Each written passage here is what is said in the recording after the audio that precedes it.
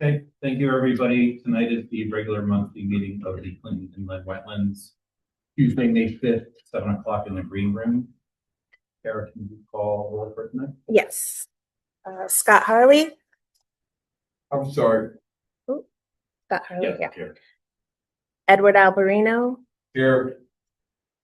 Mike Florio is absent. Robert Corson. No, it's okay. Absent. Larry Edwards, absent. Christopher Horvath is absent. Thomas Welch. Here. Mark Burno. Here. Douglas Elliott. Here. Amy Handler. We can see our three alternates. Okay. Okay, first on the agenda tonight, we have some review of the meeting minutes from our regular monthly meeting as well as the site walks. We'll do them separately. So I'll need a motion to approve the April 7th regular monthly meeting minutes. I like to make a motion to approve. Any mixed motion? Second? Okay, Doug seconds. Any discussion? Those in favor say aye. Aye. Anyone opposed or abstain? Okay, motion carries. Thank you. And then the special meeting site walk, that was on April 23rd. So you need that motion to approve, that is. I like to make a motion to approve. Okay, Eddie, do I have a second? I'll second. Seconds. Any discussion? All those in favor say aye. Aye. Anyone opposed or abstain? I'll abstain since I did not attend the site Okay. walk.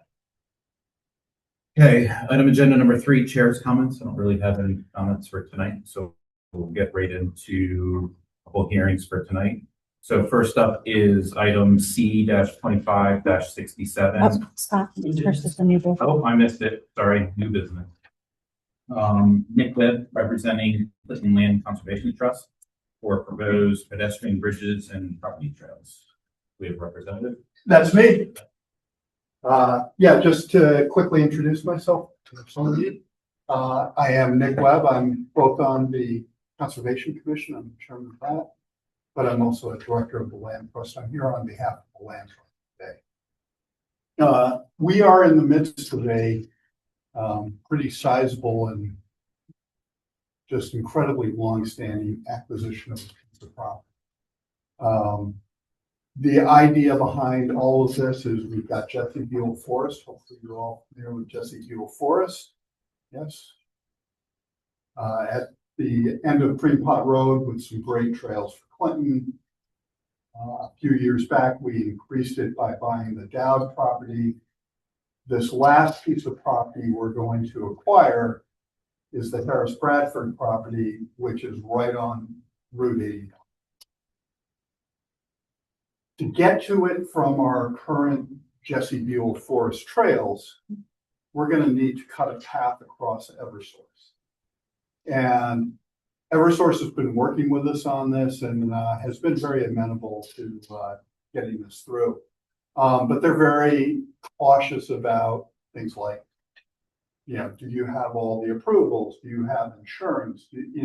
So we've been making them very comfortable in that, but I wanted to alert the inland wetlands because we've got a couple of bridges planned across a brook that goes along the boundary of the Jesse Buell Forest that takes you over into the Dowd property. This is kind of long overdue right now because that brook has people cross it already, and what they have been doing is moving rocks to create a bridge that they can walk across. What we want to do is replace those rocks because that's not a good solution with a bridge. So that's one bridge that we want to put in place. And the second one is a bridge that will, there's a stream within the Eversource property that we're going to cross. And the only way to do it is with a bridge. The stream is very narrow and it's not a big deal, but it's one of those things where, look, it's inland wetlands and we wanted to make sure you guys were aware. In a perfect world, we'd love to get your approval for this so that we can basically take this back and show Eversource that we have come to the inland wetlands We've gotten approval from the town planner, we've gotten approval from Kathy, but it'd be great to get the inland wetlands sort of blessing and, you know, sort of mark stamp of approval on that as well. So I don't want to take up a lot of your time, and very happy to answer any questions. I sent a little map of it, which not very well done. I also sent plans for the bridge. Again, if you don't have it, I've got it. Thank you, sir. You have a copy of what? I don't make copies of, I emailed it to everybody. Not sure, let's see.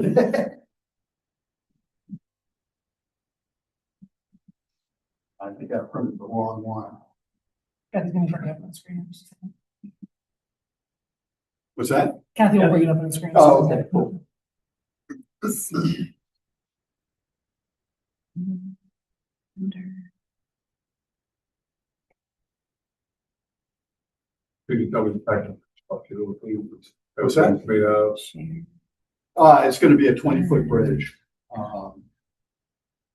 Very standard. You know, these are the bridges we've used in the past. We pulled it off the internet. We've got, you know, they are approved, and so they're pretty straightforward. 20-foot might be a little bit overkill on the one through the Eversource property, probably only need 10 to 12 feet. And the other one, we actually are going to have to sort of, what's happened is because they've moved rocks along, they've built almost a dam structure, and so the brook has widened out. So what we're going to do is we're going to just extend the trail a little bit longer and go past that, and then put the bridge over. And 20 feet is going to be more. Okay. the pads as the bridge goes over, there'll be concrete or? Yeah, there'll be concrete on each side. The one in Eversource, we might not even need concrete. We might just, do boards of clay. And to get to the bridge, will you be going through wetlands? No. No, so, on the Jesse Buell side, that's a trail that already exists, so we're just on that trail. Through the Eversource property, that one, we actually had a surveyor sort of dodge all the wetlands and create a trail that basically wasn't in wetlands and was as far away from the Eversource wires as possible. And so they've done that. We've submitted that to Eversource. And then, there's just this little stream that crosses that we want to take care of. Thank you. So, well, Kathy brings that up. I think maybe I should read section 4.2 of our regulations for regulated uses. Just because we haven't had trails in for a while. So it says the following operations and uses shall be permitted as non-regulated uses in wetlands and watercourses, provided that they do not disturb the natural and indigenous character of the wetlands or watercourse by removal or deposition of material, alteration or obstruction of water flow or pollution of the wetland or watercourse. And 4.2b is outdoor recreation, including play and sporting areas, golf courses, field trails, nature study, hiking, horseback riding, swimming, skin diving. So hiking and trails are kind of on the list of non-regulated uses. Is there some thought of going from the house and roads by destroying the stream? By rearranging those rocks that have created a dam effectively? So, I mean, the truth is we rearranged the rocks at the end of last sort of hiking season. And we thought we had solved the problem. We come back, a month into hiking season this year, and they've already moved them back. So we really do need a bridge to stop that from going on. No, and you can see what happens during the fall with all the leaves that come down. It really does stand up. It's not. It's a big improvement. What's that? I'm circling This will on be a trying to big open improvement. it. Oh, yeah. It's not responding Yeah. for some reason. So, Any of the commissioners have anything else to say? No, No, if we deem that it's non-regulated, non-regulated. we really can't regulated. We don't require a permit for the work. Just as long as we think that they're not gonna remove and dispose of. Right, what you're looking at, what Kathy just told me to bring this up, and I can certainly walk around. I'm this sorry, and show it's anyone spinning. in the audience. You're looking at 24-inch deep, 12-foot diameter concrete footings for the 4 posts, and then it's treated timber across. Of course. So Is there any other? Okay, so I would like to move to determine if the Clinton Land Conservation Trust proposal for proposed pedestrian bridges and property trails shall be permitted as a non-regulated use as it is consistent with the inland wetlands regulation 4.2. The following operations and uses shall be permitted as non-regulated uses in wetlands and water courses, provided that they do not disturb the natural and indigenous character of the wetlands of the water course by removal or deposition of material alteration or obstructions of water flow or pollutions of the wetland water course or water course height. Okay, any made motion, do I have a second? I'll second. I'll second. Any discussion? All those voting in favor say aye. Aye. Anyone opposed or abstained? The motion carries. Great, thank you so much, guys. Okay, we've had 2 applications that were received after the filing of the agenda, so we'll just need to add these by motion and then accept and set a site walk for 2 for this month. So I'll read it off. So I'll need a motion to add IWC 26-3, that's 224 Calho Road. 244. 244 Calho Road. So can I get a motion to add that? For the I'd like to make a motion to add 2.4 Capitol Road. Do I have a second? Amy seconds. Any discussion? All those voting in favor say aye. Aye. Anyone opposed or abstained? Okay, so IWC 26-3, 224 Calho Road, it's assessor map 10, block 21, lot 42 in the zone R80. Kenny Rodriguez is the applicant. Erickson Investments LLC is the owner for an application for regulated activity within 0 to 50 feet of the inland wetlands or a water course. It's an after the fact installation of the septic system within 0 to 50 feet without a wetlands permit. Is anyone from the applicant here tonight? Hi. Come up, state your name if you have anything that you want to address up. All right, so my name is Kenny Rodriguez, and I bought this property about a year ago.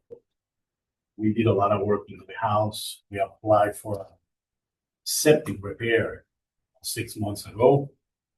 We had the septic done a couple months ago because of snow and winter was very tough. So after we finished the project, the building department and health department, we were trying to close all the permits. Then I went and talked to Kathy. She's like, no, you guys gotta apply for a wetlands permit because you guys moved one of the tanks. But before the septic guy moved the tank, he called the engineer and asked him, this is their sledge. What can we do? He's like, but the health public code, you can be as close as you need to the wetlands area because the code says, just place it in the best location. So that's what the septic guy did. He moved one of the tanks like 10 feet, but I guess that was not okay with Cat. That's why we have to apply for the permit. The problem that I have is that a guy who bought the house, he's a retired veteran. He sold his place. He already moved into the house. And the only way to close on the house is by getting a CO.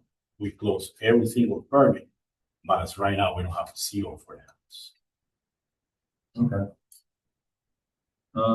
Any questions? Any questions? And again, it was a septic repair. It was not a brand new construction or a brand new septic system. It was Well, just it was a new installation of a septic system.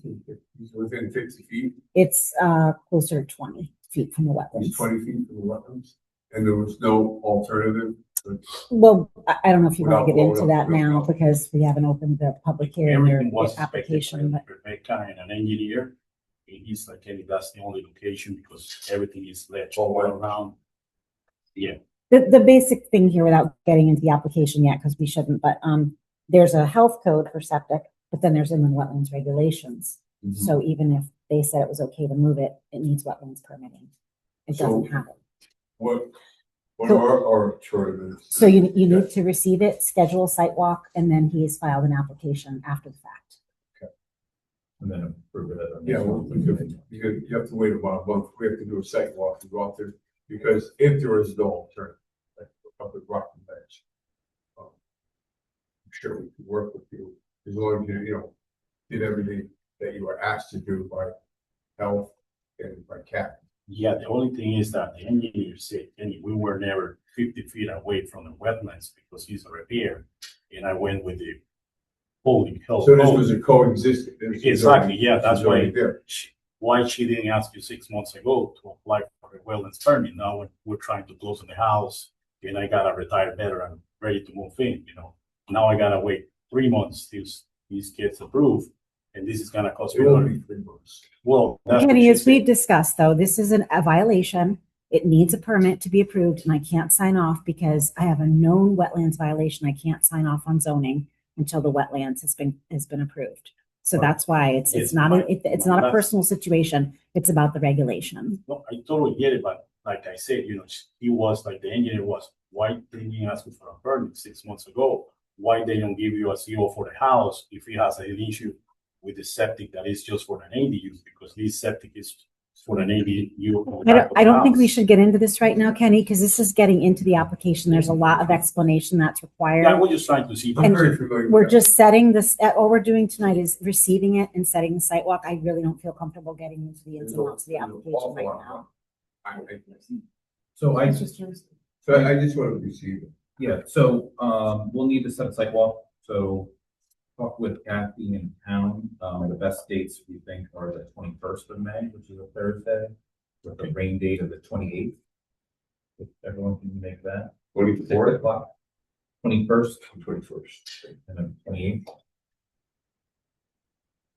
So, What day is that? They're both Thursdays. two Thursdays. I'm leaving the 17th for week 17th. I won't be here. Well, I can always set us another date for you if you need me to, Eddie. Yeah, I'm very familiar with that property. Kathy. Oh, okay. Then Very- if you don't feel that you need to go, that's fine Okay. too. Yeah, because I'll be up in New Hampshire. Cool. Okay. So I'll need a motion to receive IWC 26-3 and set a site walk for May 21st at 6 o'clock with a rain date of the 28th sometime. I approve it. I'll make a recommendation. And I'll make some motion. Do I have a second? Doug, a second. 30 seconds. Any discussion? All those voting in favor say aye. Aye. Anyone opposed or abstain? Okay, thank you very much. Thank you. So I need a motion to add IWC 26-4. This is going to be 7 Baxter Road to the agenda. I get a motion to add that to the agenda. I'd like to make a motion to add 7 Baxter Road. Okay. Eddie makes the motion. Do I have a second? Any seconds? Any discussion? All those voting in favor say aye. Okay. So we're on to IWC 26-4, 7 Baxter Road, Assessor's Map 14, Block 4, Lot 74, in the R30 zone. Benjamin Foley is the applicant and owner, and application for regulated activity within 0 to 50 feet of the inland wetlands or water course for improvements within previously disturbed upland areas on the property. And again, we'll just need to receive the application tonight and set a site on it. We have the applicant here tonight. This is all here today. So what, just real quickly, is this application for? So previously, there was some cutting done up in the property and the owner was considering potentially building up there. He got a survey. I asked him to get a survey and wetlands delineation. He did both.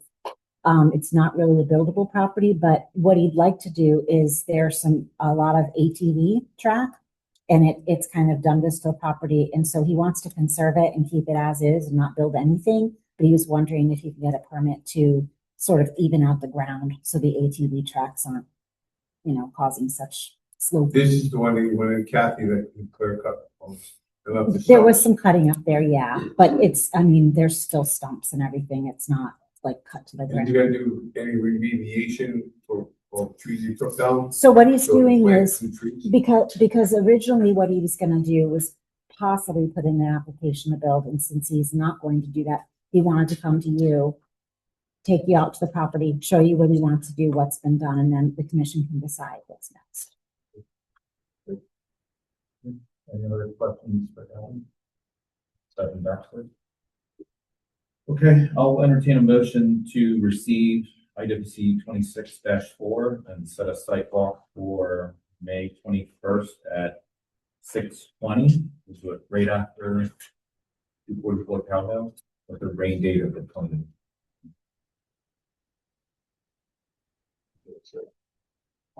I can always bring you out to the site another date. Thank you, Bill. Yep. Okay, thank you. We can schedule them back to back when you Okay, get back. thank you very much. I appreciate it. Just let me know. Okay.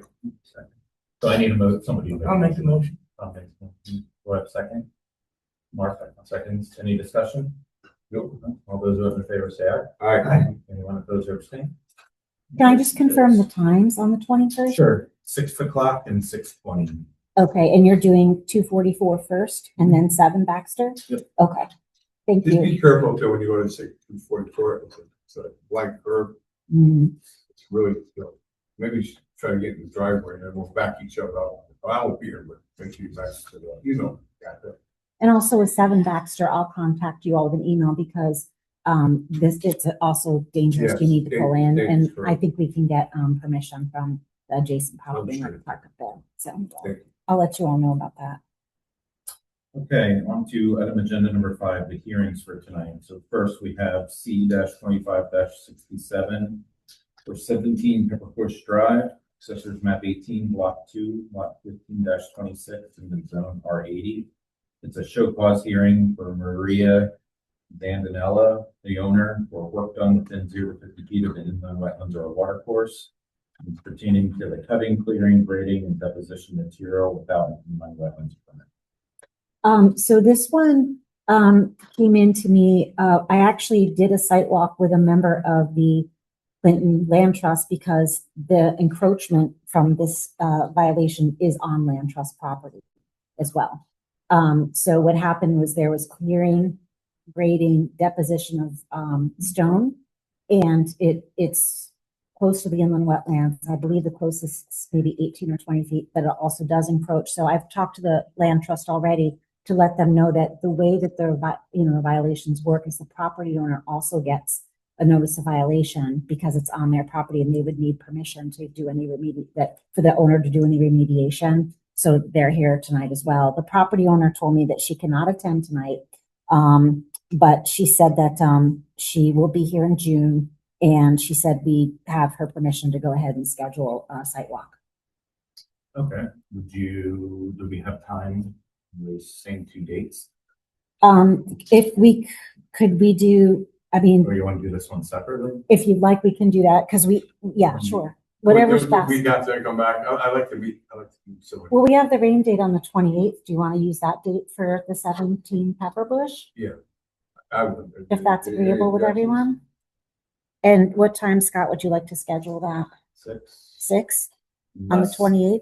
Unless the rain date from the 21st, then it's time. Okay, You know it's gonna rain.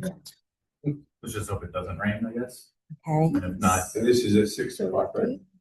So it's going to be May 28th, which is also a Thursday at 6 o'clock, and I will contact the property owner just to confirm, but she was agreeable to that when I talked to her earlier. Thank you. do we need? What's the rain date for that? There is no rain date. We'll make some umbrellas. Can't rain. We'll Yeah, get it's umbrellas. not gonna rain. Is there any way that a representative from the land trust can be on that site? Yes, Sure. because the Yes, site please. walks are open to the public. Right. So I'll be sure we send you an agenda as well. So do we need to do that by motion and I guess by consensus that your order remains in effect? Or- You're not making a determination right now on the outcome. The order can remain in effect until such time as you show up. If it's formal Show cause. choice by hearing, so it will automatically stay in effect right now until such time as you act separately. Okay, do we need to make a motion on the sidewalk? Yes. Yes. Yep, I have one here. I would like to make a motion for C-25-67, 17 Pepperbush. Assessors map 18, Block 2, Lot 15, 26, R80 zone, show cause hearing for Maria Zandanella for work done from 0 to 50 feet of inland wetlands or water course pertaining to cutting, clearing, grading, deposition of materials without inland wetland planning permitting. So I like to set that sidewalk for the 28th at 6 o'clock p.m. And I'll pass out with Wallace. Do I have a second? I'll second. Second, any discussion? All those vote in favor say aye. Anyone opposed or abstain? The motion carries. And just a reminder too, I mentioned this in an email, a lot of these that are carried over from month to month, when you look in the files, make sure you check, because there's always new stuff coming in, new documents, new pictures, yeah. Just so you kind of are up to date. Okay, the next one is E-26-1 and Z-26-6, 32 Old Knot Road. Mr. Chairman, I'm recusing myself for this, on this one. Okay, thanks, Lily. If you guys gotta. I'm gonna walk out. You guys Don't go far, it's not. Okay. Um, I'll hang out with you. All right. Thank you. So, 32 Old Knot Road, they asked that this be continued to our next meeting, right? Yes. In June. So do we need to do that by? So yeah, that would be by motion. Before you do that, there's been some communication with the town attorney about making sure that you have appropriate professional support to help you through the determination for this as it goes forward. And so there's a staff recommendation that this you should consider seeking third-party certified soil scientist support for this one, so that when you do your site walk or evaluating materials about this application when it comes in, or about the hearing itself, that you have a certified soil scientist who's part of the violation evaluation with you. So if you'd like to do that, we would want a motion to that effect, that you would like to engage the services of a certified soil scientist to assist in your review of this violation, and then a second motion to continue to the June meeting. Okay, I guess discussion. Questions about. Do we think we need a soil scientist on town recommendation? I think if the staff is recommending, I'd say yes. So I guess by motion, If somebody can move to request the service, to ask staff to request the services of a certified soil scientist in the resolution of this violation, that could be the motion, and then.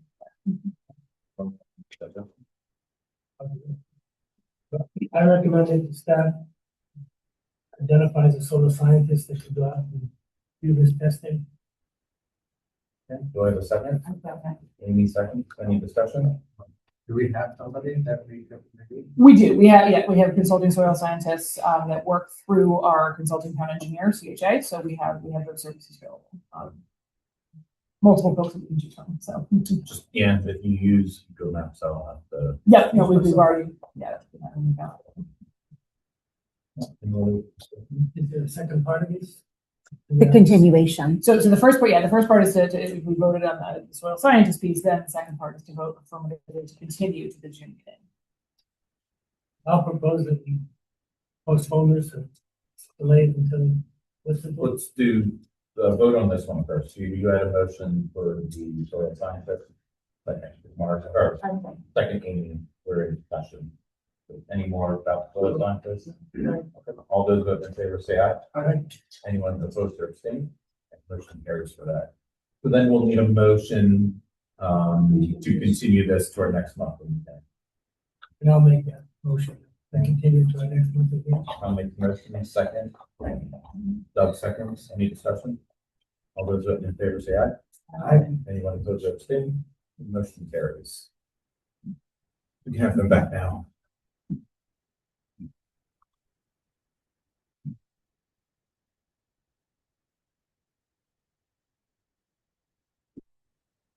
Thank you.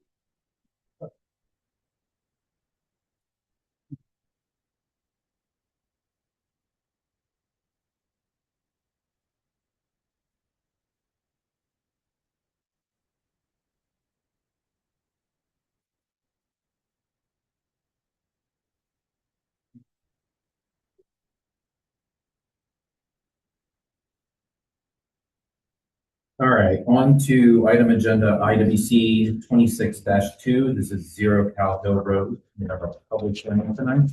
So before we open the public hearing, I'll just read into the legal notice into the record. So Town of Clinton Inland Wetlands Commission will hold a public hearing on Tuesday, May 5th, 2026 at 7 p.m. in the Rose Room of the William Stanton Andrew Memorial Town Hall, 54 East Main Street, Clinton, Connecticut, to consider the following. IWC 26-2 for 0 Cal Hill Road, Assessors Map 32, Block 8, Lot 2, Zone R30. Tony Boldock is the applicant. Richmond, Michael, Stanley, Edward, and Paul are the owners. Application for regulated activity within 0 to 50 feet of an inland wetlands or a water course. Proposed activity and use of the site is to construct 2 6-unit townhomes off Martin Drive and an additional 5-unit townhouse off Cal Hill. At said hearing, all persons will have the right to be heard and written communication received. The application and accompanying maps and correspondences are available on the town's website for public review and inspection. Dated Clinton, Connecticut, this 14th day of April 2026. So before we open the public hearing, the way that it'll work tonight, we'll take testimony from the applicant. Commission will have an opportunity to ask the applicant questions. We have the town engineer present on behalf of the town of Clinton that will engage, and at that point, we'll open it up for public comment. Just a little bit of ground rules. Everybody that wants to speak on it, come up, state your name for the record, and then just remember that tonight we're talking about wetlands. So all your questions, comments really need to be centered about the wetlands. That's really our only purview. So any discussion on building looks, sizes, any questions that aren't wetlands related, we ask that you kind of refrain from those. You can only talk about the wetlands. So I'll take a motion to open the public hearing. I'd like to make a motion to open the public hearing. Do I have a second? Second. 1 second. Any discussion? All those voting in favor say aye. All right. Okay. I guess the applicant first, Mr. Mandel. Yes, good evening, Chuck Mandel, agent for the applicant, which is Joe DiFilippo. With me tonight is Sarah McDonald, she's called.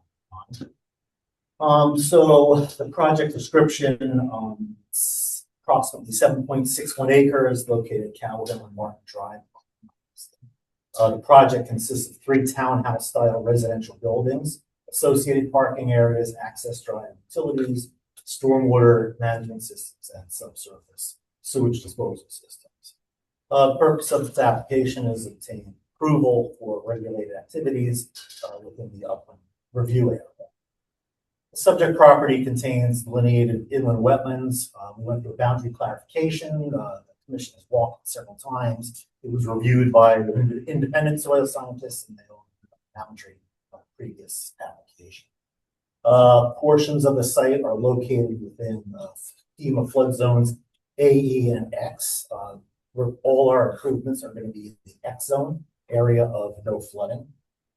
The proposed regulated activities are grading within the upland review area, construction of access drives, parking areas, and utilities, installation of stormwater management systems, installation of subsurface sewage disposal systems, and a temporary disturbance associated with ENS control measures.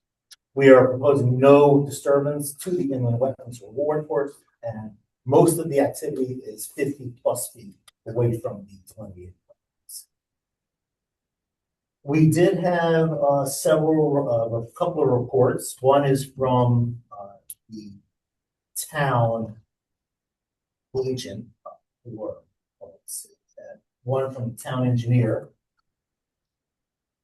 one from Goddard Engineering. I believe they work with you,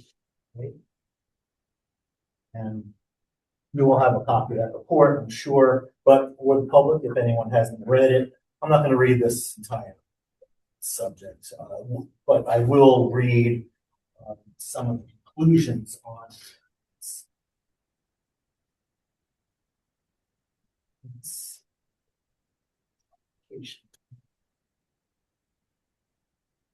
Okay, so he defined 3 different areas of the site. None of them contain any vernal activity. there was one pond that actually had, saw a turtle or something that possibly had finfish, but the closest building or close to the activity is about 300 feet away from that pond. It's directly adjacent to 95.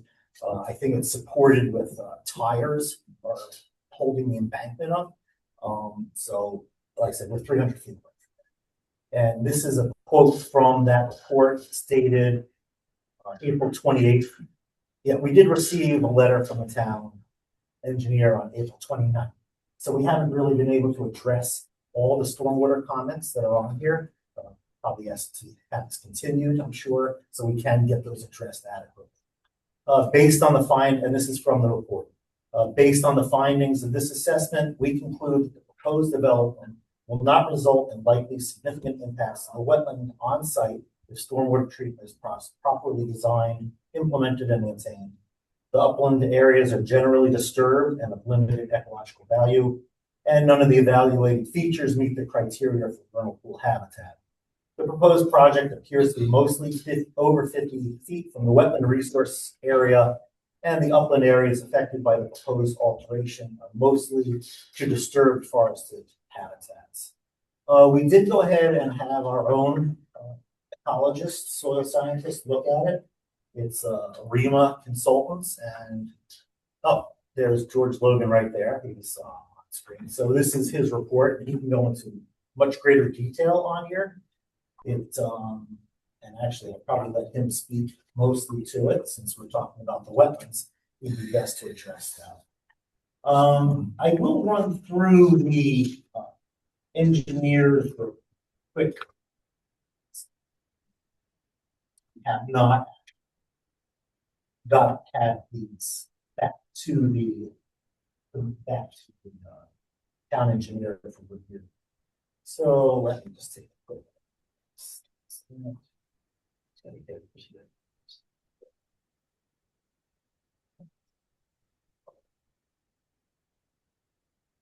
Okay.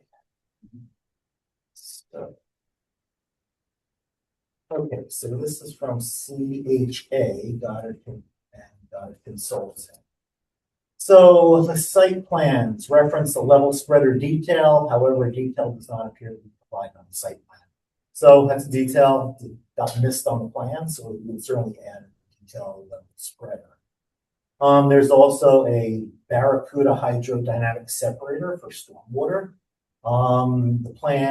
Additionally, the plans must provide separator details, locations, and invert elevations. So that's something we will do. So I do have a handout, just to get it on the right. It's an exhibit. See, I have all this stuff. So I'm going to sharp turn. So thank you very much. I think I'm good. Okay, so this is the Barracuda separator, and this will show up on our plans later. I just want to provide that exhibit. Second thing is the drainage narrative indicates deep sump catch basins shall be used on the projects. I'm not going to read the whole thing. I'm just going to go quickly through it. Additionally, deep sump catch basins must be installed offline per SQM suspension. So I'm not sure how the deep sumps got in there. Those are 4-foot sumps. They're typically not really used, except for sometimes for commercial use. The plan will be revised for the 2-foot sumps, so that will be a revision that it's. Number 4, the location of the proposed inspection ports for the infiltration systems must be shown on the plan. That will be added. So you haven't made the revisions yet. Drainage calculations must include drainage area mapping. That's going to be uploaded. Shall include NOAA rainfall depth backup information, which we have, but that will also be. For the SQM, SQM, only the bottom area of the infiltration chamber shall be used for infiltration. So there's a bottom elevation, there's a wetted elevation. I'm not going to get into the weeds with that, but the plan will be revised to address that. I don't think the size will be affected. So materially, all the stormwater treatment, none of that's going to happen. It's all going to happen prior to hitting the wetlands. So, and the plans aren't going to change substantially in regards to grading. Some might get larger, smaller, but substantially they're not going to change. The designer must provide recharge volume and drawdown calculations that were revised. Number 9, water puddle must be calculated between the bottom of the chambers. Looking for more inverted information, which we provide. The proposed infiltration systems must be fully detailed on the plan. So on sheet 6, we do have details of that, but we will provide additional details once we speak to the town engineer. Cow Hill Road infiltration system size is not consistent between the site plans and drainage calculations. The designer must review and clarify the system.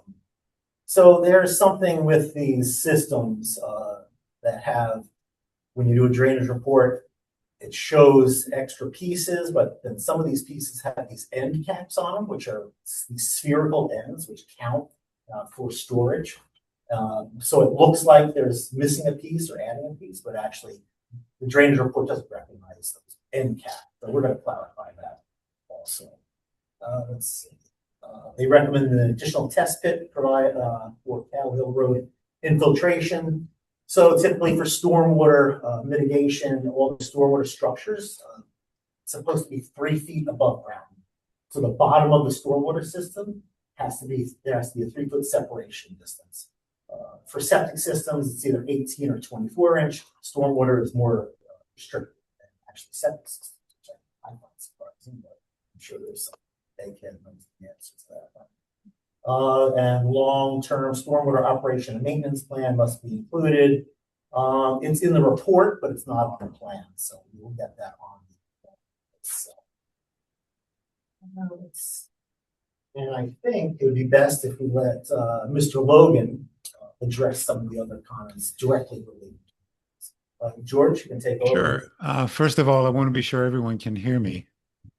Yes. Yes. Very good. Excellent. Always have to ask that question. So my name is George Logan. You heard I'm from Marine Ecological Services. And since you folks probably don't know me, I don't think I've done anything in Clinton in a while. I'm a professional wetland scientist. I'm a certified senior ecologist. I'm also a soil scientist, and I'm also by training and education. I have a master's degree in conservation biology and wildlife management. So I'm a wildlife biologist also by training. So on this site, I was called in to, this is before we got the third-party reviewer report from my colleagues. So I did conduct a field review on the site. That was April 24th, I believe. And I prepared the wetland assessment and impact analysis that's before you, which I'm sure you haven't looked at. So I'm probably going to take about 4 or 5 minutes and kind of run through some things and some of the key findings. In particular, I want to also address the stormwater component because I understand it is a focus of the current discussion, as we just heard. So first, let's talk about the wetland resource itself. So the wetland site is best characterized as a forested red maple swamp, fairly typical in some cases as a diffuse, partially ditched watercourse that flows generally through the system. And at the time of my site inspection, there was some surface flow, but it was kind of low, pretty low, indicating a system that's probably largely groundwater driven. And then, of course, a seasonal surface expression, especially when there's precipitation. And I'll talk about its watershed in a moment. So from a soil standpoint, the wetland is underlain by very poorly drained soils. And believe me, I was very careful not to sink. It has a mucky surface layer, and that's consistent with prolonged saturation and, of course, seasonal inundation. And the vegetative community is pretty typical of southern New England wetlands, again, dominated by red maple, and it has a pretty well-developed shrub and herbaceous layer. We have species like skunk cabbage and jewelweed that are particularly abundant, and they were in full bloom, full leaf out. And this is an important thing to notice because this indicates that the system has what we call a moderate nutrient status. So we refer usually to a mesoeutrophic condition. So it's not particularly sensitive to additional inputs of nutrients from its environment, which it's obviously already receiving. And this, of course, becomes sensitive as we're going to talk about its potential sensitivity. So in terms of hydrology and watershed context, it's not an isolated wetland. It's not a pristine system. It receives drainage from a relatively, well, I'll call it relatively large watershed that extends north to I-95 and then beyond to the other side with a substantial degree of existing development and impervious cover. I think goes all the way to some of those commercial areas on the other side. So the wetland is already functioning within a landscape that includes roadway runoff, including I-95. And what I noticed from the maps is that there is a ditch that comes out of off I-95 and it runs a few hundred feet and then dumps directly into the wetland. Functionally, the wetland provides sort of the expected suite of services, functions, and values. We always talk about that. Flood attenuation, obviously, there's a FEMA component here. Groundwater interaction, so groundwater discharge, recharge, and of course the water quality functions because of its watershed, such as sediment and nutrient retention. But again, its overall sensitivity is moderate by that developed watershed context and its proximity to, again, a major transportation corridor. Now, I was also asked to look regarding vernal pools. I did not know that there was going to be another gentleman with similar credentials that was going to look at them. So, but I did specifically evaluate the areas were identified by the third-party reviewer, except for the pond. I looked at the map. I said, that pond's on the other side of the wetland, on the other side of the watercourse. It's really not going to have nothing we do here is going to have an impact. But I looked at area 3, which is the one that if you're coming off the cul-de-sac, the end of the road on Martin Drive, and you walk a little bit, it's on your left, sort of a little area called area 3 by the third-party reviewer. And at that time, it has standing water, something between, say, 8 and 12 inches or so. And I sampled that extensively because this was at a time when if it was a vernal pool, an active vernal pool, it had wood frog egg masses, those who would already have hatched. But I did not observe any wood frog larvae, and I did 20 plus dip nets, like with a D net. But all that was coming up all the time was mosquito larvae. Probably about 7 species. So the hydroperiod and biological indicators indicate that this is at most marginal seasonal habitat and it does not function as a vernal pool. And then I also looked at area 2, which even though if you look on the maps, it looks like a dark signature. It at the time maybe had 3 or 4 inches of water. It's mostly a saturated during the season, so that's not a vernal pool either. But let me turn to the proposed activity because obviously that's what we're all here for. But importantly, there is no direct impacts to the wetlands or the watercourse proposed, so no direct impacts. And all the development occurs within the upland review area and sufficiently separated from the wetland itself.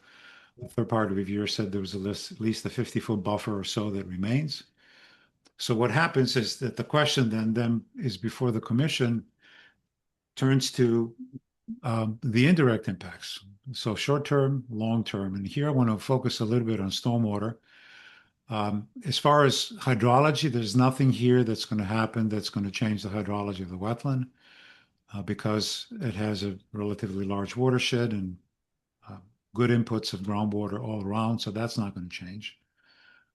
So the stormwater system, and I looked at it carefully, especially when I saw the engineer's report. And when I always look at it from the wetlands perspective. Obviously, there's a lot of little engineering things that need to happen, and I understand that. But what I see here is something that I would describe as a standard and accepted treatment train under the Connecticut Stormwater Quality Manual, the 2024 version, and it includes catch basin pretreatment, hydrodynamic separators, subsurface infiltration systems with the oscillator row, which is important because that's better than just having infiltration rows. So the oscillator rows will take more particulates out. And then, of course, we have a controlled discharge with the level spreaders. And that combination is designed to remove sediments, loadables, and to reduce pollutant loading and promote infiltration into subsurface before any water leaves the system. So again, I have reviewed the town engineer's comments in detail. I'm not an engineer, but I'm looking at it again from a wetland scientist perspective. And those comments, as has been mentioned, request additional calculations, some plan details and clarifications, things like, the separator sizing, infiltration system elevations, and all the things that Mr. Mandel talked about. But those are appropriate comments from your engineer, and they're typical of engineering review process that I'm involved in looking at many, many times.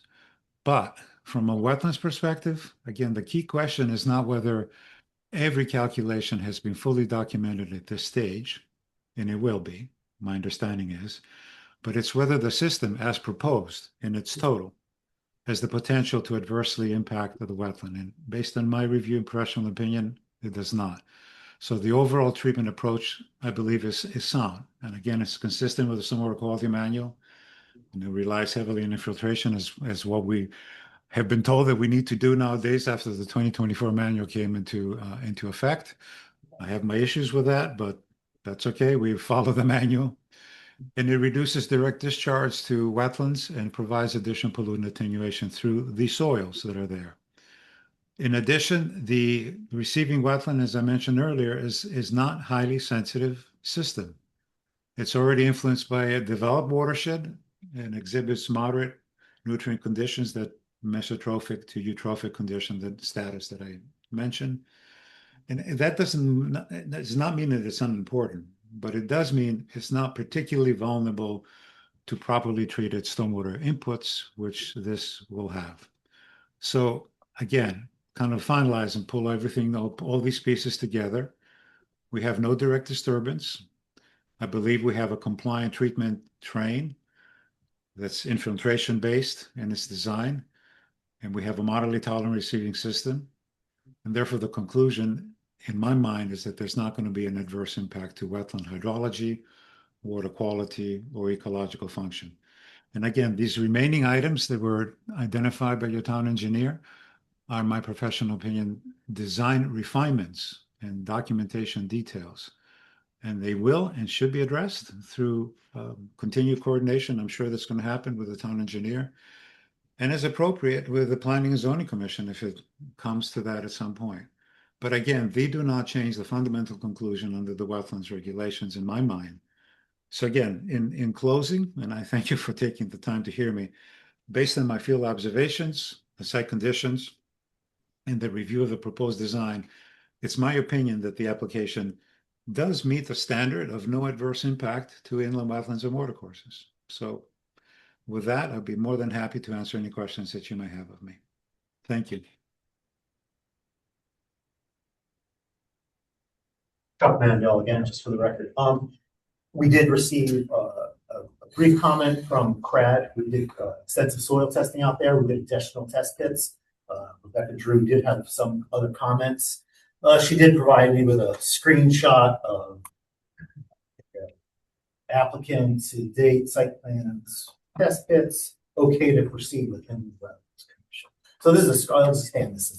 This is a screenshot that she given me. She didn't have time to formally review the plan, but it is suitable for sale.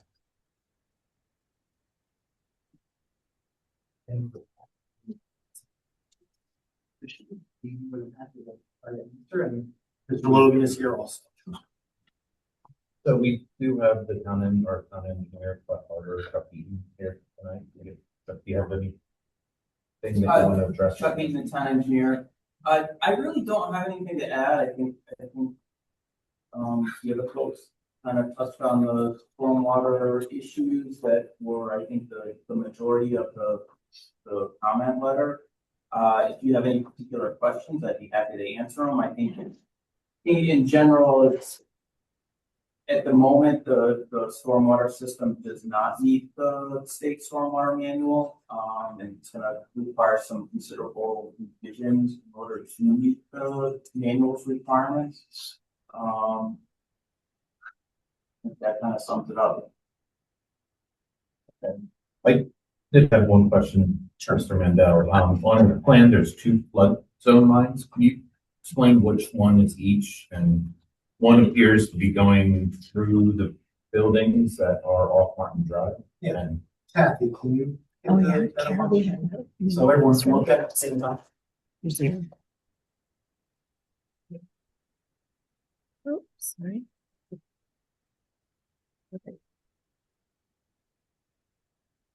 It's 224. No, we only that. I didn't go upstairs. And actually, I had looked at it myself because I was like, okay, where are the flood zones? Then all of a sudden, I noticed they are these big pink block letters. I've seen that lots of clearly stuff. delineate.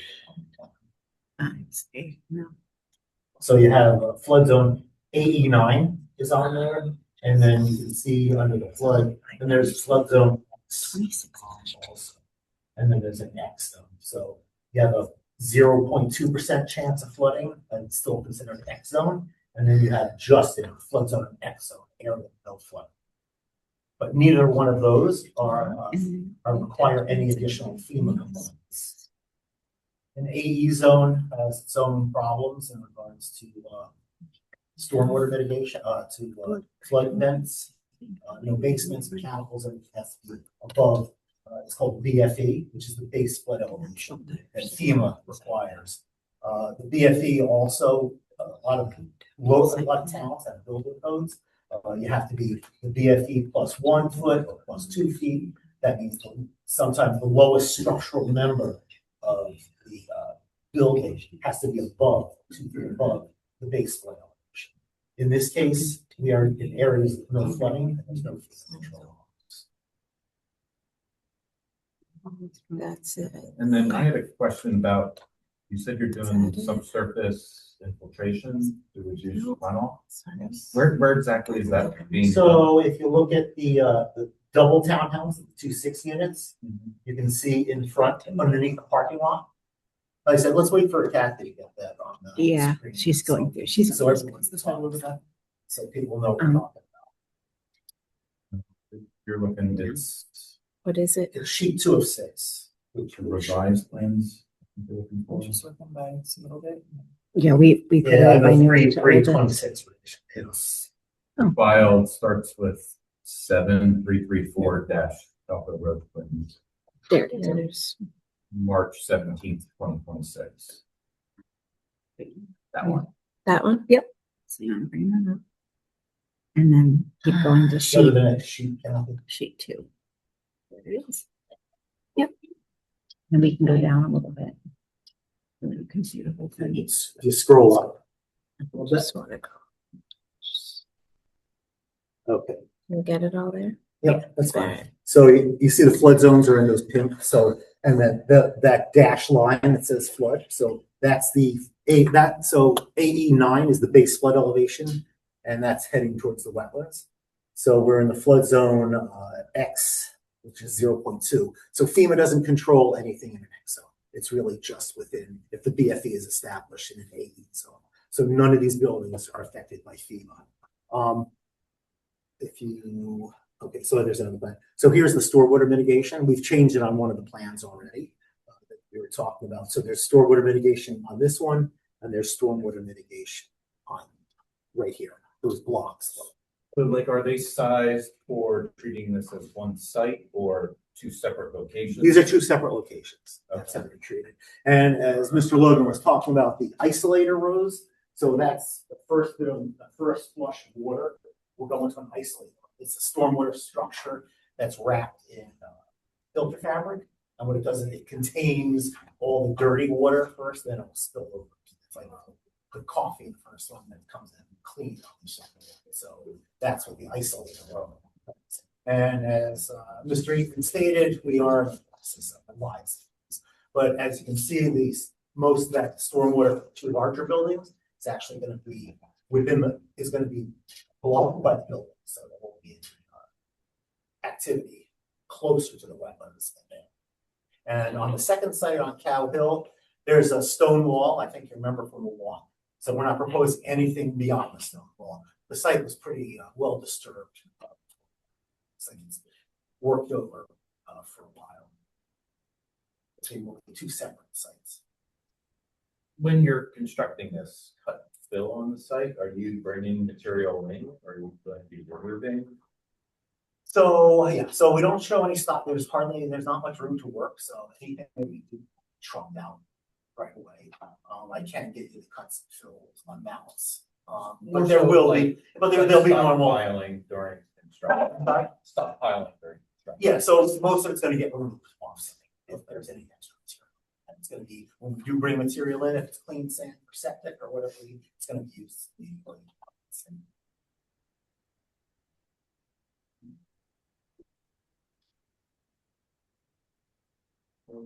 Questions from the commission before we hear public comment? Okay, so I think time we'll open it up to comments from the public. First, I'll call anyone that wants to talk in favor of the application. Then I'll ask anyone that wants to speak in opposition. And then if anyone is neither in favor nor in opposition, just have general questions, I'll call you last. When you're addressing, try to address your questions to us, try to limit the feed back and forth between the applicant, but we'll give the applicant a chance to respond, or if you want to add anything, clarify, you can at that time. So at this time, anyone want to speak in favor of the application? Okay, would anyone want to speak in opposition of this application? Just come up. Yep, come up just so we can hear you. State your name and address for the record. Hello, I'm Lynn Wilder. I live at 43 Cowhill Road. This is my daughter Nix. My comments have to do more with flood mitigation concerns and the long-term impact of this proposed development. I think Nix has some information about animals in that ecosystem. So first of all, this is not just a wetland, it's a wetland in a very low-lying area. And I'm not a soil scientist, I'm not a wetlands scientist by any means, but my understanding is that sea levels are rising faster than anticipated. Because this wetland is low-lying, it's likely to change. So for me, that creates concerns about what's going to happen with these buildings on down the road. So 2050 is a date that a lot of people are using. Seems like it's far away, but it's not actually. 9/11 is further away from us now than 2050 is, 24 years from now. The Connecticut Institute for Resilience and Climate Adaptation at UConn estimates that sea levels on the Connecticut coast will rise 20 inches by 2050. With a 20-inch rise, a good stripe of the wetlands area on the 0 Cowhill Road property will be below sea level. This has to have an impact on potential for flooding. The entire area, in fact, is very low-lying. Up on Cowhill Road, our homes range from about 12 feet above sea level to about 30. This is, south of 95. On Martin Drive and Sunnybrook Lane, it's more like 10 to 20 feet. So all of us are drawing on this area and several other wetlands areas in the vicinity as flood mitigation for our homes. So the concern that there might be flooding that would affect the building, that's one thing. The second concern is that flooding is going to impact our homes. And then having development and the hard surfaces that are going to, impact the wetland can't just grow into that area because there's a parking lot there. That's very concerning to me. If we end up with a group of condominiums with soggy, compromised foundations and a cracked, unstable parking lot, who's going to pay for it? All right. This next part was mostly about, my concerns here were mostly about runoff. I'm glad to hear that the issue of stormwater is being taken as seriously as it is. as you know, hugely important. But again, how is it going to be different in a mere 24 years if that prediction from the Yukon agency is correct? 20 inches below sea level. This is not upland. We're down close to the water.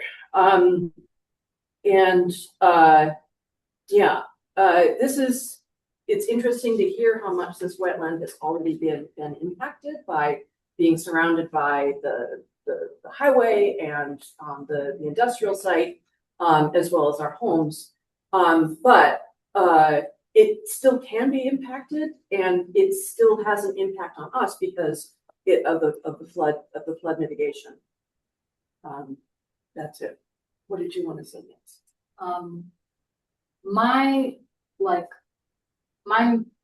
One of my biggest concerns is of what the wildlife in that area. I firsthand have seen probably over the hundreds of wildlife there. I've seen millions of types, well, not millions, of course, a lot of types of frogs, including spring peepers, wood frogs, etc., etc. I've also seen toads. I've seen salamanders, specifically ones that might be semi-endangered. I've back there, from my perspective, in the woods, I have seen deer, I've seen coyotes, I've seen turkeys, I've seen all these types of animals. And I'm just concerned that if we build something in that area, then they might be driven out of their homes. And that's a big concern. I think that's everything. Thank you. Thank All right, you. Miss, Thank you. can I get We get your names. can I get the spelling of your name? I'm sorry. Yeah, it's Lina, Lina, Wilder, like Wilder. And this is Nix, NYX. Okay, thank you. She's 13. Okay, thank you. Anyone else from the public would like to speak in opposition? Just state your name and address for the record. JC Ladder, 14 Sunnywood Lane, and we're talking about the flood zones. I have the culvert from Sunnywood dumps into that wetlands right behind my house, so I am concerned with how much water you guys need to be on. And are you gonna build a detention pond or something to mitigate that? And with all due respect to your expert, he walked out there for one day. I lived there for my whole life. 3 days of rain, the water is solid from Sunnybrook to Calvin. I mean, he was out there for one day. I lived there everyone left. I think about maybe 30 years ago, I had 4 feet of water in the basement. So I'm concerned about it. And he talks about what's north of there. It's the highway and some streams and all that. There's the Christmas tree farm. But what's south of there? It's the south. You can sit on the railroad tracks and watch the tide come into those ponds. So I'm a little concerned about it, the flooding and what's that going to do. Like the lady said, now climate change. So my concern is flood. You're going to build a road parking lot. You're not even expecting to treat your water, but you're still going to be dumping a lot of water. And that floods quick. That's why you guys need 80 or whatever floods down here. So that's my. It was JC. JC. Yep, LECA. Have flood insurance. It's mandated. They asked for flood insurance. 43 sign. So 14 I am definitely concerned about the size and scope of your project. I'm not necessarily opposed to it, but it is a little mess. Thank you. That's fine. Thank you, Mr. Lewis. Anyone else would like to speak in opposition of the application? Yes, go ahead. You know my name and address for the record? Deb Nyman, I'm the new owner of 41 Capitol. And I'm also concerned about the water and the storm drain. The way the water runs off is just a particular concern. I know you said that there's going to be reports, but we aren't privy to them yet. So I don't want any approvals going forward because council has already acknowledged that there's deficiencies in documents that we should have access to. Just a procedural thing too. Some reports were only posted today and last night. So again, there should be 15 days where we're able to review these documents thoroughly. What else do we have? So stormwater and drainage risks.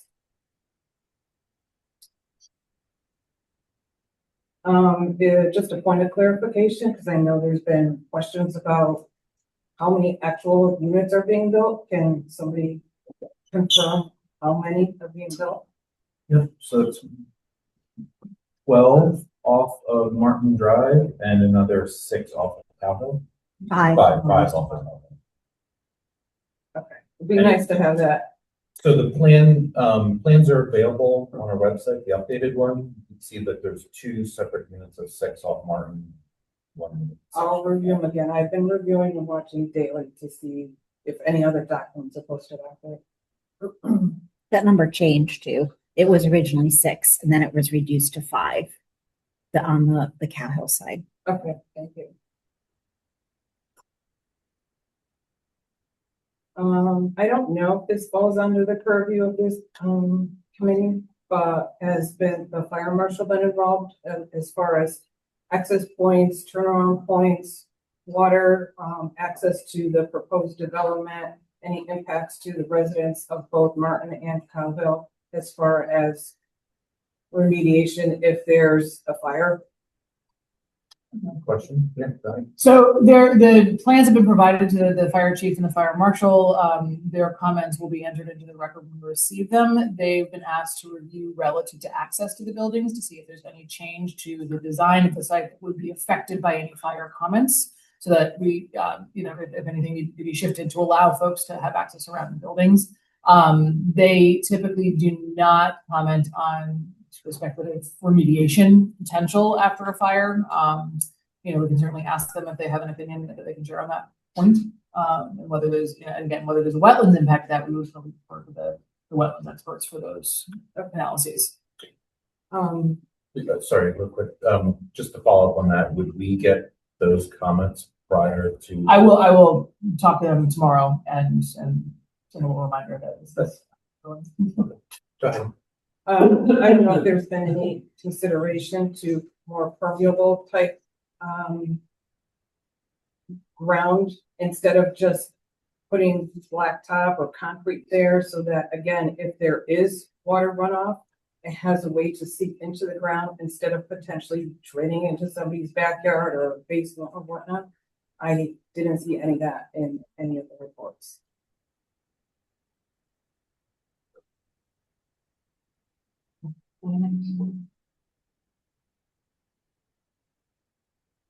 Yeah, I think that covers it. You want mine? Can I get your spelling of your last name? Yeah, because it's still, at least on the map, it's still with there's Salafia builders still. Oh, okay.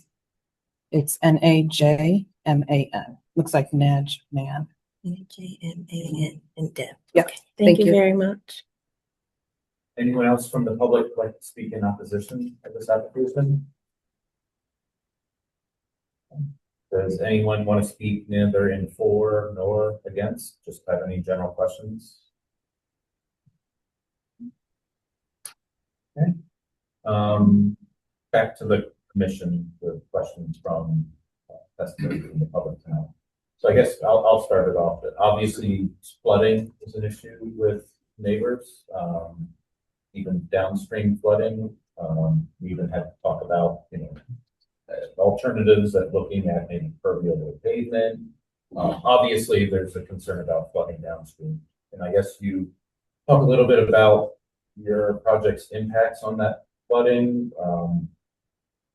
Obviously, I think you have mitigation in there, but is the mitigation enough to basically make it net zero so that you're not discharging any additional? Yeah, so Chuck Mandel again for the record. So that's part of your regulations is zero runoff. We can't, we don't stop. We can't stop the rain from falling on the site, but we do mitigate the speed at which is going on to adjacent properties. So we do adjust for that. So there's no increase in the rate of runoff. We do capture that in these, that's the increase of the storm sectors and all the stormwater mitigation that we have. So in regards to flooding, we can't stop.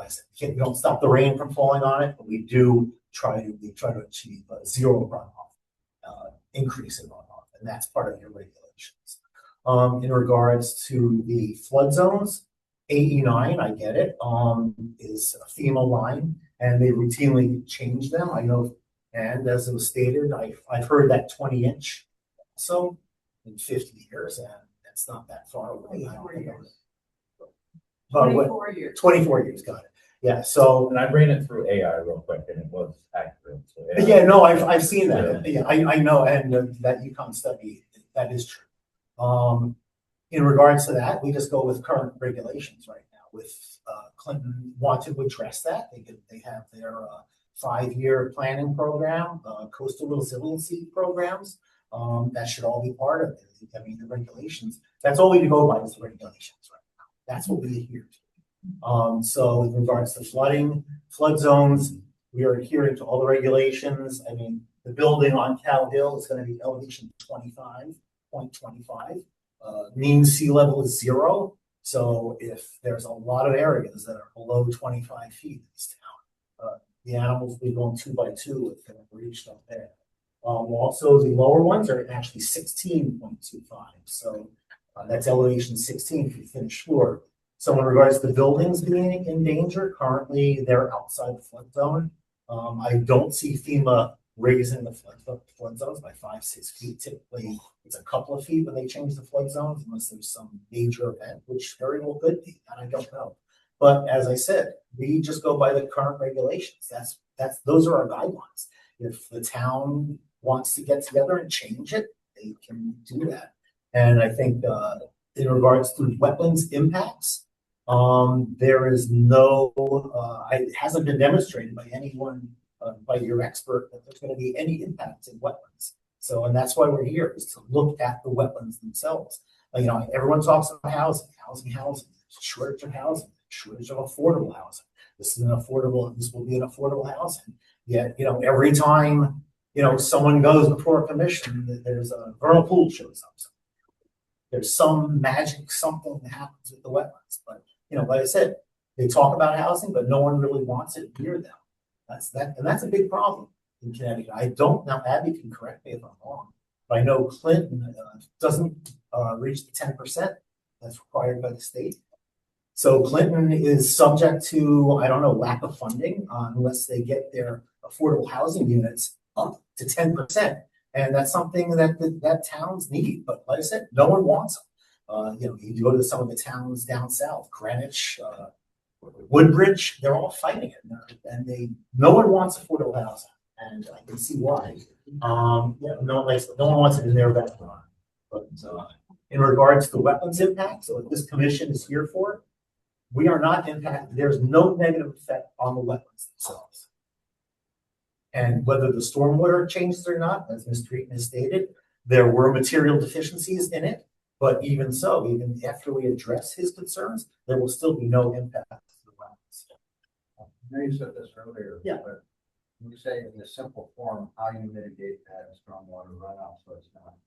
Right. So they have these subsurface, it's like septic system with these subsurface drainage. They are like plastic igloos underground. They have stone. And when the water washes in, there's the isolated row, which takes the first flush, all the dirty water. And then that bleeds into other rows. The water is held and it percolates slowly. That's how they do it. And they can size them for different storm events and how that works. And that's done all the commercial developments. I know there's some shopping centers, you never see them. They're completely underground. You'll never see them. And periodically they get cleaned. You know, people use rain gardens also sometimes to mitigate that. The biggest problem I see is, you know, maintenance, which we will have a maintenance schedule on here. If something goes wrong with their condos, there will be a homeowners association that will be responsible. You know, people buy, I don't know, I'm not sure if they're doing apartments, condos, whatever it is, there's going to be someone who's going to be responsible. It's the homeowner association or the apartment owner. They're going to be responsible for the repairs of those units for crack parking. In regards to pervious pavers, I can talk to the developer about that. See if we can get some pervious pavers. Unfortunately, the problem with pervious pavers is, I mean, everyone, they sound great on paper, but what happens is, and Chuck would probably agree with me, that they fill up and they become impervious over time. So, yes, it sounds like a good idea, unless there are certain ways that maybe I'm not aware of. There are probably new product out there that we could do, pervious pavers, that may work better than the ones I've seen. And perhaps Mr. Logan can expand on that a little bit, if he knows anything about it. Yeah, here's the thing. So George Logan, for the record, pavers are great. They have their certain applications. They do require the maintenance, and so sometimes that's an issue. But here's the question that I have in my mind. I think I know the answer. All of the impervious surfaces here, all the water is going to be infiltrated, which is exactly what the pavers would do anyhow. So we can argue with the town engineers whether what I meant when I said that he said that it doesn't comply with the 2024 manual. I think the design does.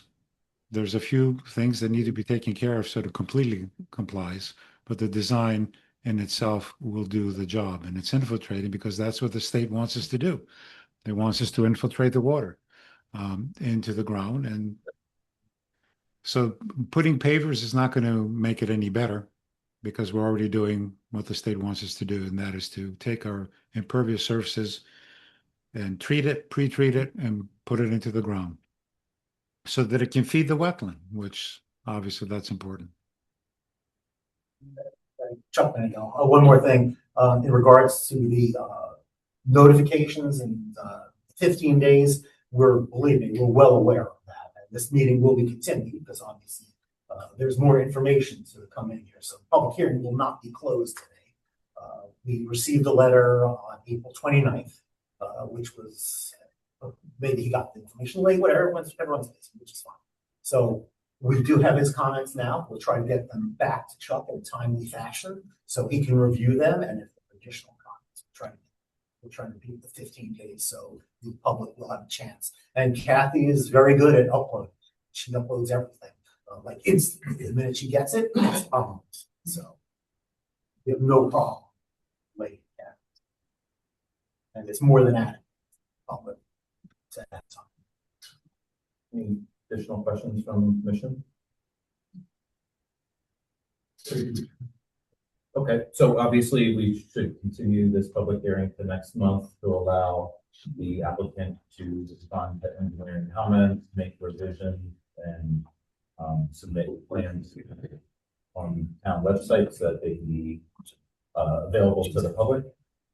So I'll take a motion to continue the public hearing to our next regular monthly meeting.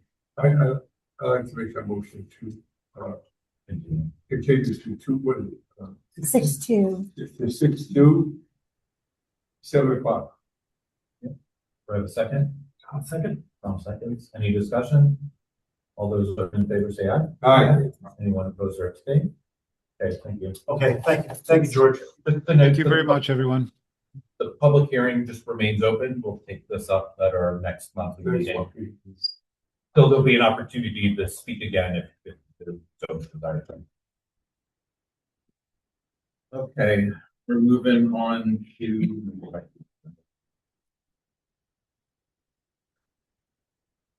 IWC 26-1, 224 East Main Street. I have a conflict of interest with this application, and since it was reviewed by EcoMax, we're doing business with them, my company, so I think that would be myself. So Eddie's going to open the public hearing. Excuse me, Scott, did you read I know you read part of the legal notice into the record. Oh, I didn't read. Yeah, Can I read the other one? You're accused of it. Okay, Yeah. so you just need to read this one and this one and this one.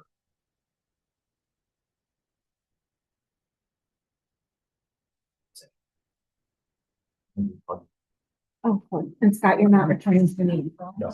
Okay, so I know you're chairing throughout the duration.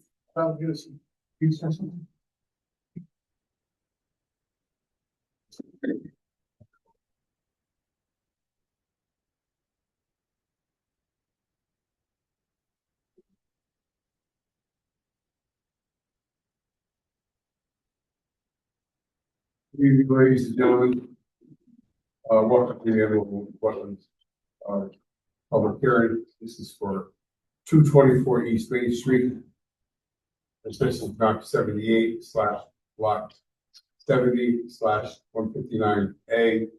Zone B for Seamus Moran applicant, Alice LLC owner. Application for regulated activity within 0 to 50 feet of the inland wetlands or a water course. Proposed activity and use site is to demolish all existing improvements and construct a new 20,664 square foot supermarket with paid parking lot, utility connections, stormwater management, improvements, landscaping enhancement. At said hearings, all persons will have the right to be heard and written communication received. The application and accompanying maps and correspondence are available to the town website, the public review of the inspection. Dated at Clinton, Connecticut. It was dated 14th day of April 26th. That was so tonight. All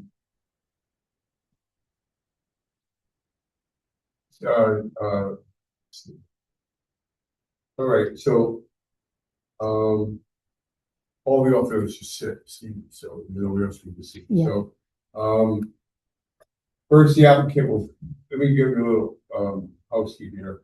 Before following the public hearing procedure, before you begin, you want to briefly outline what everyone procedures will be. First, the applicant will present their application. Then the commission members can ask questions. Then I'll ask members of the public if anyone would like to speak in favor of the application, if anyone would like to speak in opposition to the application, if anyone would like to ask general questions about the application.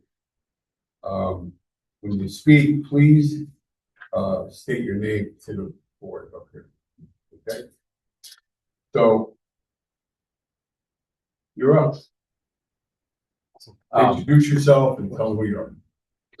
Thank you for having me tonight, Commission. My name is Seamus Moran, PE in Connecticut, or for H&H Engineering Associates in Mystic. I'm joined by Kevin Johnson, the gentleman behind me, who's our landscape designer, and Ron and Max Lyman, who are directly behind him, who are members of the applicant, Alice LLC. We are here, of course, for a inland wetlands permit application for work within the upland review area. Our housekeeping it's probably going to sound very familiar. We've done this before, but this is the first night of the public hearing. This was received on March 3rd. We gave a brief presentation then with site walk on March 19th.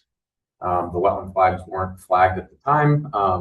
They were investigated, but they weren't flagged. So the commission wanted a second site walk at the next regularly scheduled meeting, April 7th. Last month, it was determined to be a significant activity. The second site walk was on April 23rd. And as I mentioned, this is a public hearing, so the mailings went out on April 15th. So all those dates get us to today, which is the first day of the public hearing. So I'll give a full presentation. Kevin will go over some of the landscape design details, and then we'll certainly open it up to the public and for questions. We'll also need two other permits, one from planning and zoning for a special exception and a CAM application, which we did submit that to the Planning and Zoning Commission. It hasn't been received yet. It'll be received on May 11th, I believe is the date, to be scheduled for a public hearing. That also requires a public hearing for the special exception. And also CRAD approval from the health district, which we do have that approval that was approved on April 14th.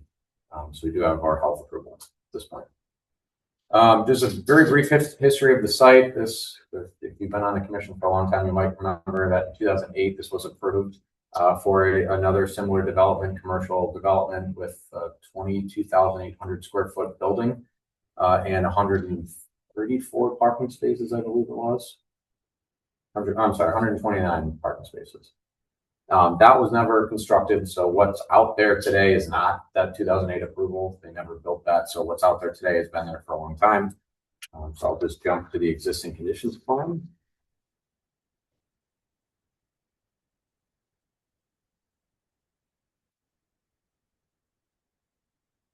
This here is the existing conditions of the site. The north arrow is actually in the north this corner of it, so of the plan. So as I say north, I'm referring to East Main Street, which is US Route 1. So that'll be the northern boundary. Southern boundary will be the wetlands. West is actually Walgreens, and east is a restaurant. So our property now looks like this. There's 3 existing buildings, paved parking areas, gravel parking areas, and a lot of disturbance in the back half of the site, which everybody saw. None of that, not all of that is permitted, which I know that there's, I know Kathy's working on working that out in the meantime.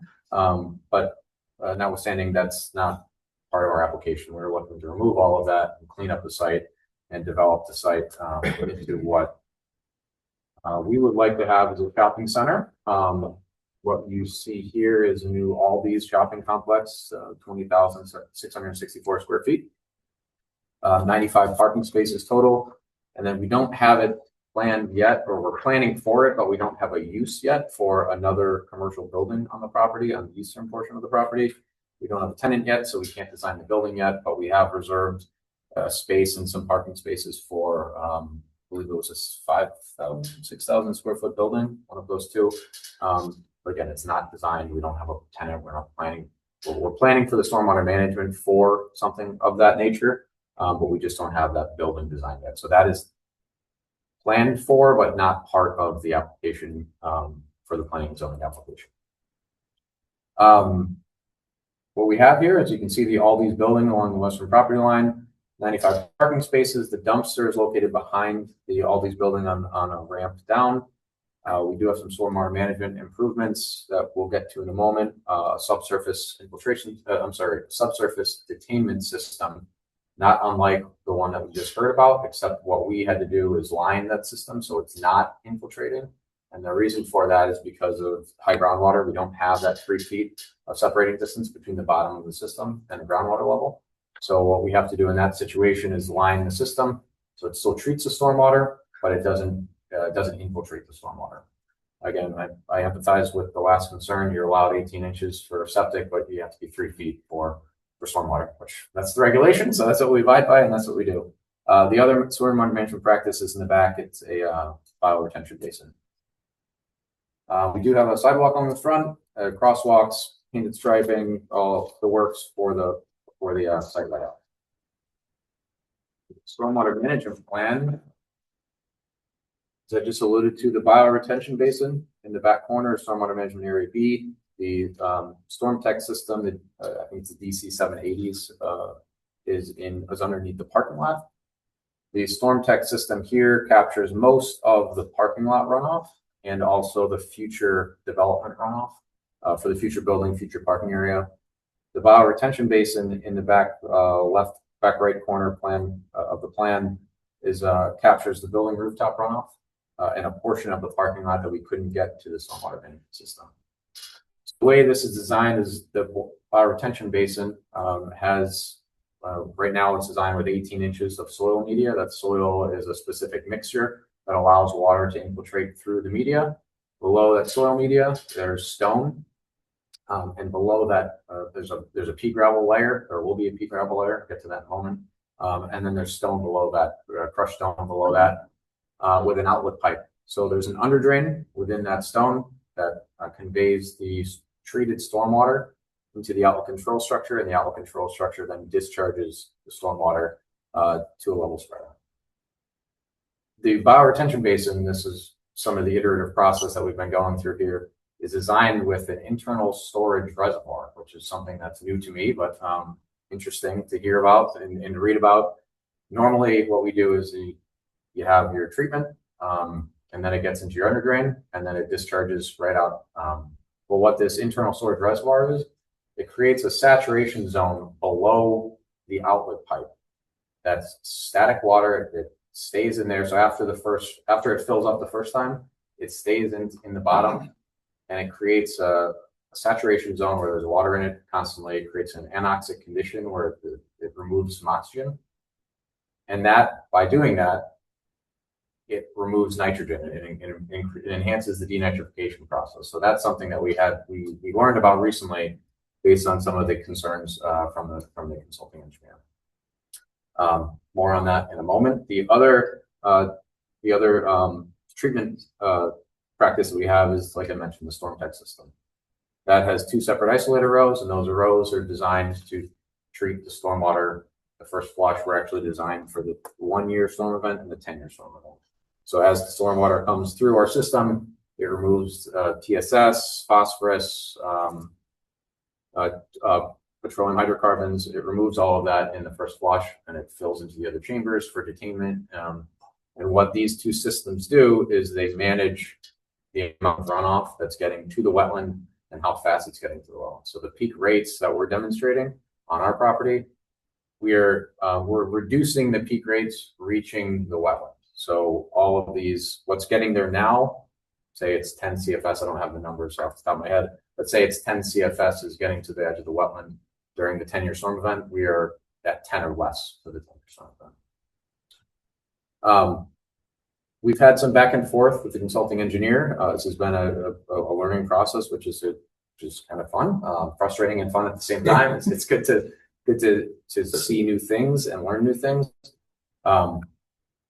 What we found out is, so since we're not infiltrating, the 2024 manual requires you to manage to certain removal percentages, pollutant removal percentages, nitrogen, phosphorus, TFS.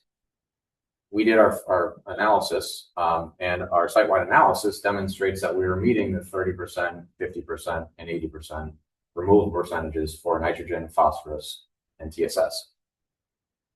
The redevelopment standard in the water quality manual, even though it's very clearly a redevelopment, the redevelopment standard in the water quality manual says you need the existing condition has to be 40% impervious for your new development to be considered redevelopment. Otherwise, if you don't have 40% impervious, it has to meet the new development criteria.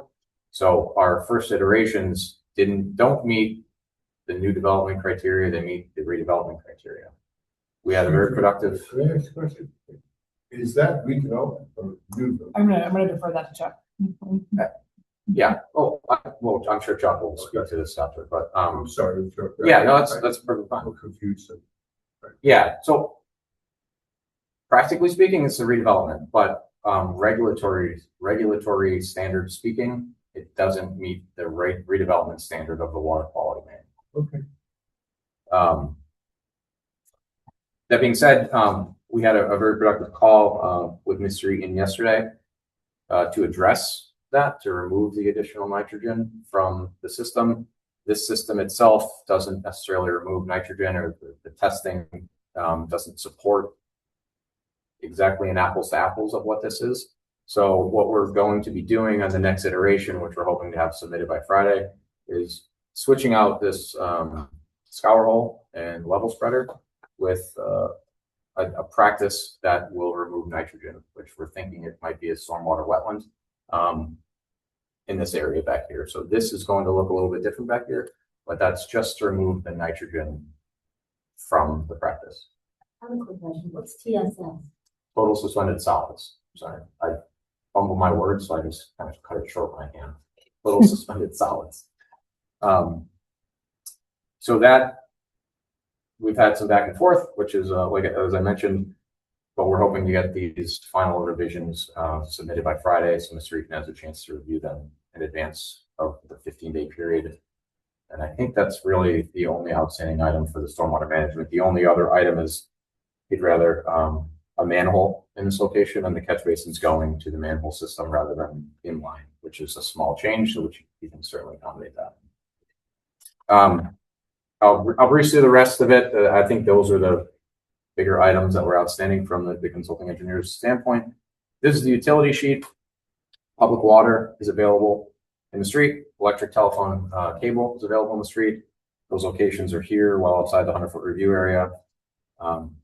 So those connections will be hopefully quick and easy with connection to the street. Fire protection is provided as well as domestic water for the building. The soil erosion and sediment control plan has all the belts and suspenders of an erosion control plan. We do have our temporary soil stockpile area in the middle, temporary sediment trap. Our down gradient limit of disturbance has a row of silt fence behind a row of silt sock, an 8-inch silt sock or compost sock. And we also have erosion control matting shown on any of the steep slopes that are 3 to 1 or steeper. And then silt socks in any of the new catch basins and a construction entrance coming off of Route 1. With that, I will jump to Kevin to go over some of the landscaping plan, and then we'll certainly, if you have any questions, I'll be right here so we can get those questions. Members of the commission, good evening. My name is Kevin Johnson, from Connecticut. Bless you. Just a couple words on my background. I'm a retired professional landscape architect, retired after 43 years of professional practice, 42 years with the engineering firm, Close Jensen Miller, Weathersfield. So we're proposing a variety of plant materials on this site, a variety of conditions. We do have overhead power lines along Route 1. Again, Route 1 is to the bottom of the sheet. What I'm proposing along Main Street is a ornamental deciduous tree. It's a paper bark maple, grows to about 20-25 feet in height, has an exfoliating bark, so it has seasonal interest throughout the year. One of the things I do not want to do is to plant a major deciduous tree, something that's going to grow 40-50 feet tall. You're just asking for trouble with those overhead power lines. Internal to the parking lot, again, because of truck maneuverability, other vehicular traffic movements and so forth, I'm proposing deciduous tree, columnar in nature. Those trees will grow to about 30 feet in height with a spread of about 20 feet. On the ground plane, the planting beds, the landscaped islands, there's a variety of broadleaf evergreen shrubs such as inkberry, deciduous shrubs such as hydrangea, herbaceous perennials including Montauk daisies, black-eyed Susans, coneflowers, as such. Ground cover plants, bearberry. A lot of these plants will tolerate salty coastal environments, poor soils, drought tolerance, and especially the hornbeams, the internal deciduous trees in the islands. Published nursery literature lists them as a good street tree. I've used those hornbeams extensively over the years with positive results in similar conditions such as this. Proceeding down the mutual property line, like the Green Walgreens is to my right. Again, this is the same set of plans that's going to be used for planning and zoning as well as wetlands. We do have buffering requirements, side yard, rear yard buffering requirements, planning and zoning requirements. So along this side property line, I'm proposing a linear row of arborvitaes. That particular plant species will grow to about 20 feet in height, spread about 6 feet. In the rear of the site, again, this is the bioretention area. Today, in the existing condition, I know you've all walked the site. There's a lot of invasives, Japanese knotweed, bittersweet, multiflora rose, amongst others. With all this proposed activity, excavation, all that material will be removed. What we're proposing to put in here are native shrubs, primarily deciduous shrubs, which will grow 8 to 10 feet tall, as well as broadleaf evergreen shrubs such as inkberry. These shrubs will provide, early spring flowers and then berries, fruiting, nesting opportunities for birds, mammals, so forth. Continuing around the edge of the parking lot and a significant portion of the property line bordering the log cabin, we've got a mixture of conifers, spruces, white pines, arborvitaes. As you get closer to the front, again, as Mr. Moran had indicated, there is a potential for another use in here. So, as you get where the site starts to narrow, I'm proposing a broadleaf evergreen shrub in here, a Steve's holly that'll grow to about 8, 9, 10 feet tall. For stabilization, seeding mixtures for lawn areas, proposing a fescue mixture It's actually called Coastal, available from Heart Seeds in Weathersfield, Connecticut. I prefer to use fescue mixes because they require less water than, say, broader leaf grass species such as bluegrass. So along the frontage and rear of the property and so forth, that would be a fescue mix. Wetland mix for the bioretention area. That's a mix available from New England wetland plants in Amherst, Massachusetts. Side slopes of the detention basin, other disturbed areas, proposing a conservation wildlife or wildflower mixture, excuse me. And then temporary soil stockpiles, a ryegrass mixture. At that point, that concludes my comments. Anybody have any comments? Yeah, I like that. Oh, sure. Sure, you want me to explain the Explain about development versus development? Sure, so, kind of heard a lot tonight, the climate change and this sort of thing, so that's why, we're getting renewed stormwater requirements, which are really dictated to the state from EPA. Correct. So as part of that, with the new regulations that were adopted in 2024, if you can't retain, in other words, infiltrate stormwater on your site, you're required to reduce the amount of pollutants kind of above and beyond what you normally would if you were able to infiltrate, say. And so these, there's a different set of pollutant reduction requirements if you are considered a redevelopment site versus new development. And so, it's very ambiguous to say, okay, this site has already been built, as you guys know, all of Connecticut has pretty much been disturbed at one point or another. So how do you tell what is a new development versus a redevelopment? And so the way the state has defined that is through impervious area. What's the current percentage of impervious area on the site? And basically, if you have 40% or greater impervious area on your site, you're considered a redevelopment. And if you have less than 40%, you're considered a new development, and you're required to meet, slightly higher standards for these different reduction percentages. I got you, sir. Okay. The concept, because you can't infiltrate because groundwater is too high. Correct. And yet you're treating it with a system that retains the water, is my understanding, but there is like a discharge because the water's got to go somewhere. Right. So, in the pre-2024 days with the old regulations, essentially you were required to, detain your water on site so that you weren't increasing the rate of flow of water off your property. So now with the new regulations, you're now required to, retain a certain percentage or a certain amount of water on your site. So you're both reducing volume and maintaining the rate of discharge, if that makes sense. So with some of these different management practices for stormwater, they're really designed purely for detention.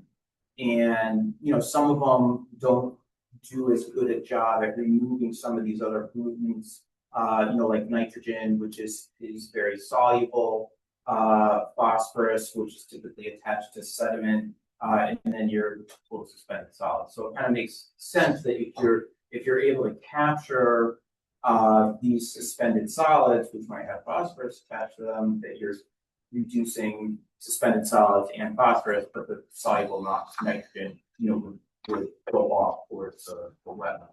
So, the way the regulations are, you want to look at reducing, those three pollutants. So in this case, you need a little bit more nitrogen removal.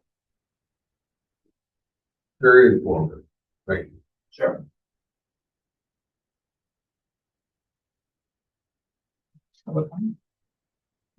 Is there any public comment?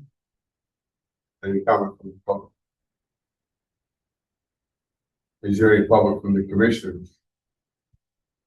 Questions?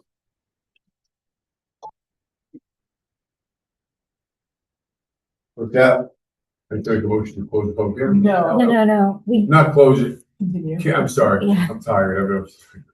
And Ken Continue the public hearing. And Ken provided a motion to you. yeah, I did it. I can bring you a paper copy if you need it.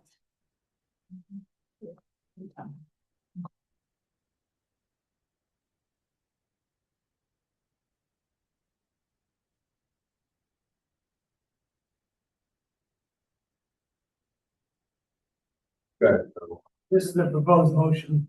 I move to continue the public hearing for application IWC 26-1, 224 East Main Street, Assessors Map 78, Lot 70, Lot 159A, Zone B4.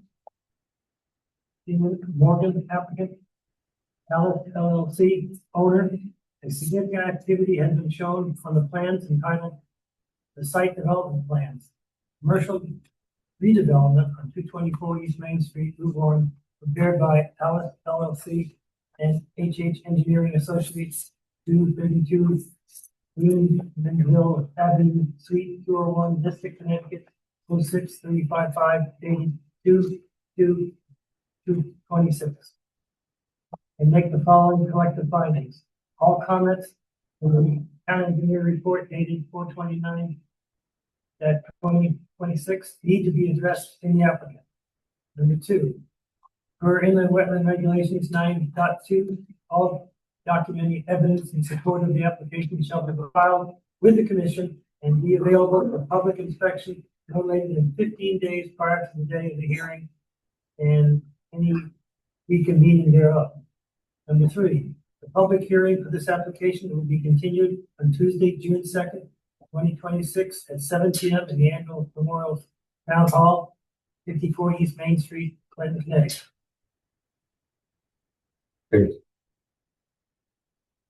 Second. Second. Okay. And Okay, roll call vote. just probably can do it. All in favor? Motion carried. Okay. Thank you. Thank you. Thank you, Chuck. Next month. Thank you, Sharon. All right, so, to continue on here, we got, administrative review. No, there's nothing there. How about correspondence? The correspondence is periodically we just receive, it's just for notification, there's no action, that people do for lakes and things, they have to do pesticides, they go through deep, so there is oversight on that. True. Yeah, again, it's just FYI. I'm sorry, I didn't mean to take over. Okay. I don't know if there's any old business for anyone. I don't have any. Old business, new business, wetlands enforcement officer. So my report, pretty much what's happened is I've had some things that I, was concerned could be potentially violations. And so I've asked the people, those property owners to get surveys and certified soil scientists to delineate wetlands. And so, for example, 17 Pepper Bush is one that I've been waiting to bring to you once I have the information. Same with, 244 Cow Hill. So at this point in time, I'm caught up on what I was waiting for. So we're good there. And I don't have anything new at this time that I'm going to be bringing forth. So I know it's kind of been a little bit of a deluge with applications and enforcement, but this should push us into current status. I just, I knew you would need to know where the wetlands are located to determine if there is a violation. So I wanted to make sure you had all that information. Okay, thank you very much. I'd like to make a motion for adjournment. So we make a motion for adjournment. Move to adjourn. So moved. Thank you very much, everybody. 8:55 p.m. A little tired. You did a great job. Hey. Did you want to keep it? Yeah. Thank you, guys. Don't want to embarrass anybody here. Good. You end the recording? I just stopped on lines.